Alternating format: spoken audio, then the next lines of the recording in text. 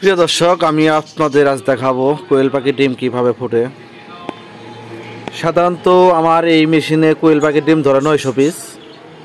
দেখতেই পাচ্ছেন বাচ্চা ফুটে বের হয়েছে। আসলে আপনাদের দেখাইতেছি আসলে কোয়েল পাখি 900 ডিমের ভিতরে কতগুলো বাচ্চা পাওয়া যায়, কতগুলা ডিম নষ্ট হয়, এগুলো সব আজকে আমি বলবো আপনাদের। যেখান থেকে বাচ্চা বের করতেছি এখানে 200 পিস ডিম ছিল। 200 পিসের মধ্যে 140 পিস বাচ্চা পেয়েছি, আরও পাইতাছি, দেখা যায় কই পিস পাই, কত পিস ডিম নষ্ট হয়। আপনারা যারা অরিজিনাল জাপানি কোয়েল পাখির ডিম বাচ্চা খুঁজতেছেন অবশ্যই ফোন করবেন, আমাদের কাছ থেকে বাচ্চা ডিম সংগ্রহ করতে পারবেন ইনশাল্লাহ। পাশাপাশি আমাদের কাছে টাইগার মুরগির ডিম বাচ্চা পাবেন, চীনা মুরগির ডিম বাচ্চা পাবেন। পাশাপাশি বক্সিগঞ্জ উপজেলা মোড় আমার পাখির দোকান আছে, এখান থেকে পাখির বাচ্চা, মুরগির বাচ্চা, হাঁসের বাচ্চা, খাদ্য, ওষুধ, পিঞ্জির এগুলো কিনতে পারবেন। যারা পাখির খামার করছেন, পাখির বাচ্চা, পাখি বিক্রি করবেন, আপনারা চাইলে আমার কাছে বিক্রিও করতে পারবেন ইনশাল্লাহ। এই যে এখানে বাচ্চা 38 পিস বাড়াইছে বাচ্চা। ডিমের খোসাটি পরিষ্কার করতেছি, যেহেতু বাচ্চাগুলো অনেক ছোটো ছোটো, ডিমের খোসা না ফেললে হারা অনেক কষ্ট হয়ে যায় আর কি বাচ্চাগুলা, যেহেতু কোয়েল পাখির বাচ্চা একেবারেই ছোটো।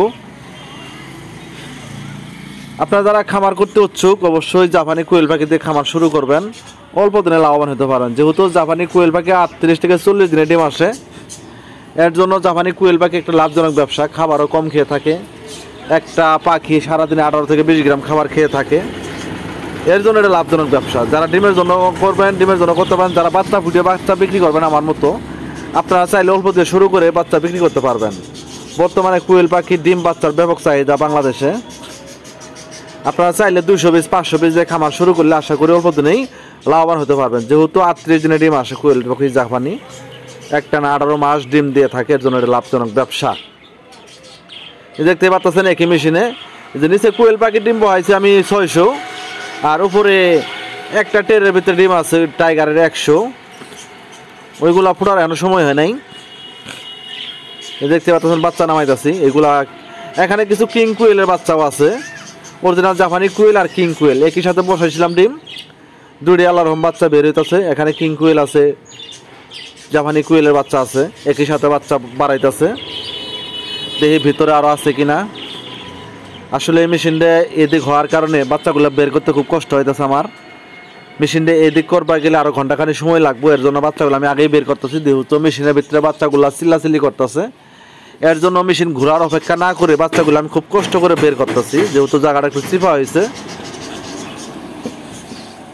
দেখতেই পারতেছেন দর্শক ভাইরা,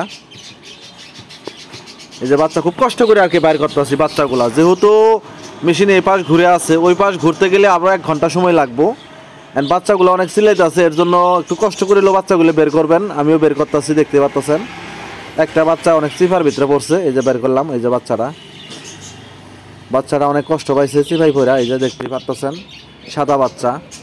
আসলে জাপানি কোয়েল পাখি একটা কালার হয়ে থাকে, কালো আছে, সাদা আছে, হোয়াইট কালার আছে, পেস্ট কালার আছে, 3-4টে কালার আছে অরিজিনাল জাপানি কোয়েল পাখি। এই যে দেখতে পাচ্ছেন এই যে বাচ্চাগুলা কি সুন্দর। এগুলা যেহেতু রাইতে ফুটে বের হয়েছে, বাচ্চাগুলো ঝরঝরা হয়ে গেছে মেশিনে। এখন আমি এই বাচ্চাগুলা বোর্ডিংয়ে দেবো, বোর্ডিংয়ে ঠিক মতো ওষুধ দিবেন, ওষুধ খাওয়াবেন।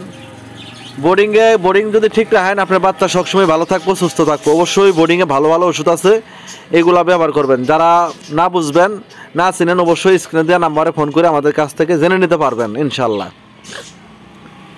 দেখতেই পাচ্ছেন। পাশাপাশি আমার কাছে অরিজিনাল টাইগার মুরগির ডিম বাচ্চা পাবেন, তিতি মুরগির ডিম বাচ্চা পাবেন।